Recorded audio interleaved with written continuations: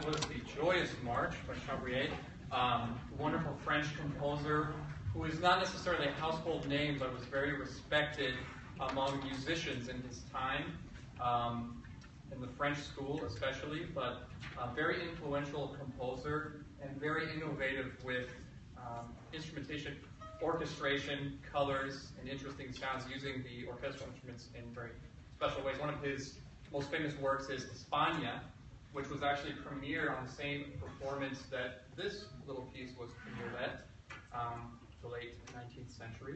And we have a lot of music from the late 19th century tonight for you. The next piece, Dance Macabre. This is 1874. This was originally a work for voice and piano, which was centered around an old French superstition about Halloween. And it's not Halloween yet, but it's about 2 months away, so we figured that was probably close enough. So the next time we'll be here. But this involves a story where at midnight on Halloween, death, or the devil, or the witch in some stories, as they put it, comes out and conjures up the dead in the cemetery, and the skeletons come out and do a dance. And at the beginning of this piece, this is a very descriptive piece, tone poem. We hear at the beginning in the viola 12 notes, which signifies 12 o'clock. And the devil is represented here by our very own Jennifer. Looking rather devilish this evening. And it calls for a special tuning in the violin, where the low E string is tuned down to a E flat. The E string, right? The low G string, so that we can play a E flat. And you'll hear some very dissonant things going on there, and we'll have a little dance in the cemetery. And then near the end, you will hear in the oboe the rooster crowing, signifying that dawn is approaching. And all the skeletons kind of rush back to where they came from, and the piece ends very quietly. So, hope you enjoy Dance Macabre.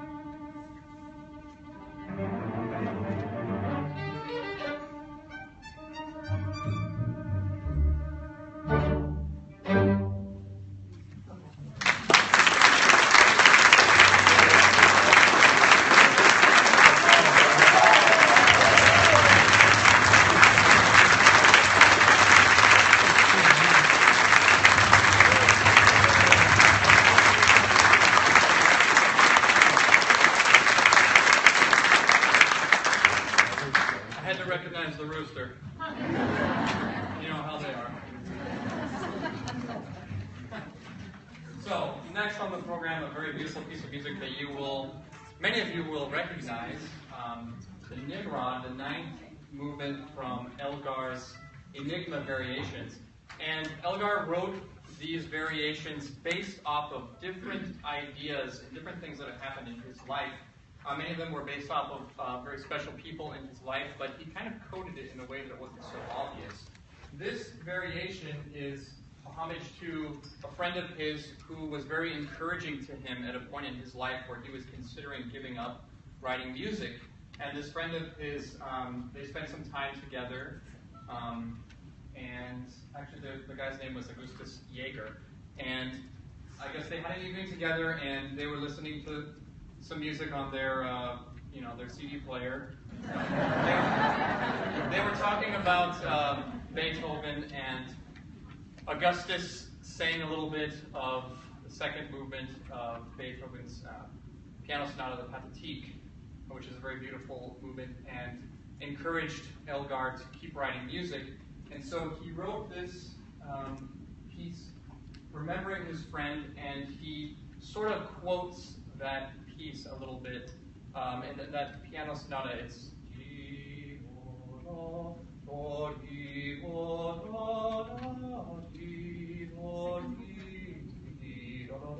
very recognizable tune. You'll hear in this a tribute to that. It's not an exact quote, but it sounds very much like it, and that was his way of paying tribute to his friend. So, Nimrod.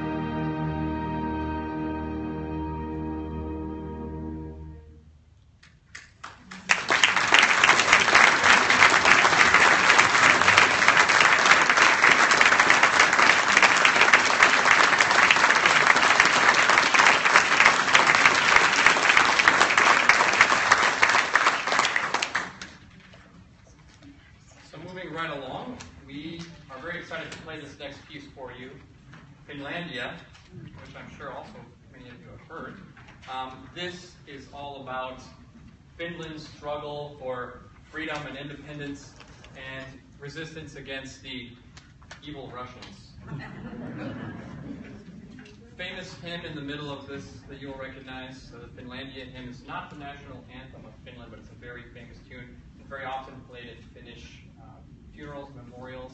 Very, very beautiful. But you will hear a lot of descriptive sounds in this: waves crashing, battling, fighting, and finally peace in the middle, and then ending in glory. So enjoy Finlandia.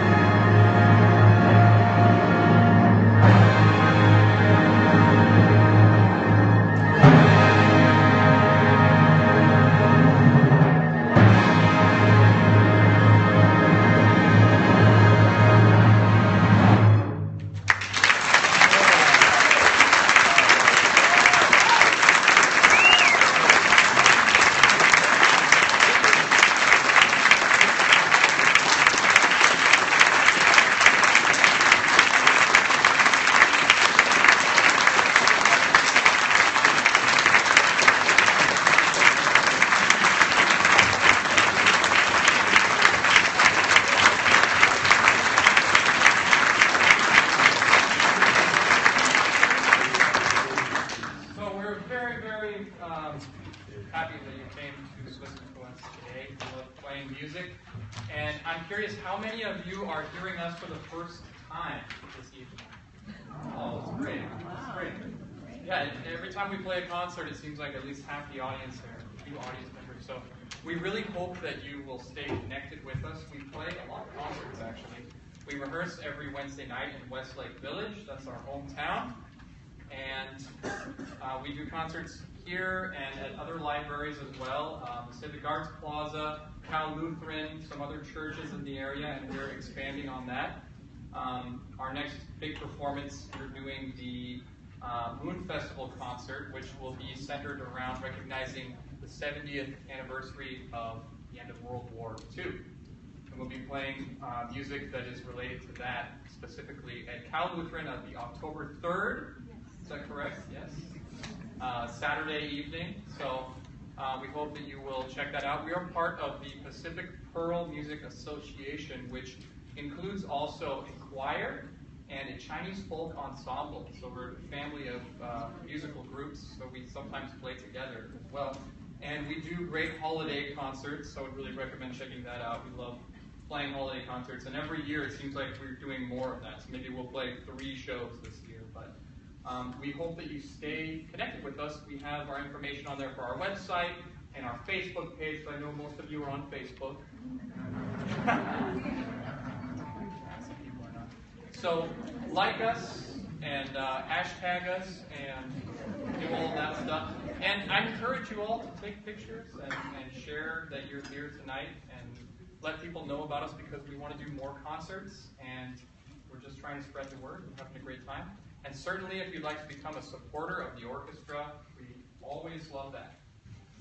So all that information is on your program. We're going to continue now with a very fun piece of music written by our very own in-house arranger, Stephen Crone, based from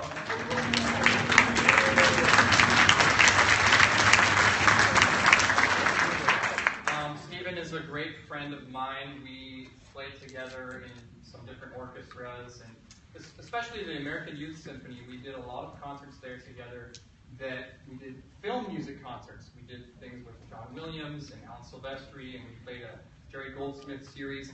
And we sort of had this love for film music independently, but we really got into it doing these concerts. And when I started conducting this orchestra, I had Stephen do some arrangements of film music for us, and it turned out to be really, really fun. Stephen is very talented. Thing is about film music, it's hard to get it. You know, if you want to play something, there's some arrangements out there that aren't so good. Maybe they're written for high school level. And if you try to get the music from the studios, good luck, right? So Stephen just knows the music, and he just writes it out. We don't have to worry about any copyright issues, because it's not exactly right. It's a little off. There's a few wrong notes here and there, and they can't sue us. So this piece was one that is kind of a summer adventure suite featuring Independence Day, Apollo 13, Air Force One, some great scores that you will enjoy. So, American Adventure.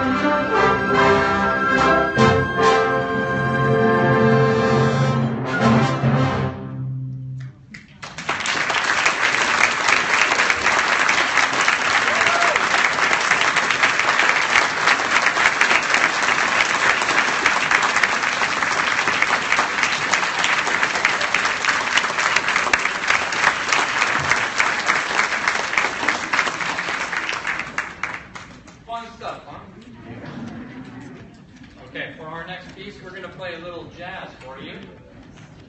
Music from the Pink Panther. And I know you all know this one. If you don't, I don't know where you've been all this time. This will feature a trumpet solo of our principal solo E-flat cornetist, Matthew Philip Harwich. And he plays really good jazz. He's one of those guys that's a great classical player and can also play the jazz. So that's a requirement for that chair in the orchestra. And I think you will enjoy that. So Pink Panther.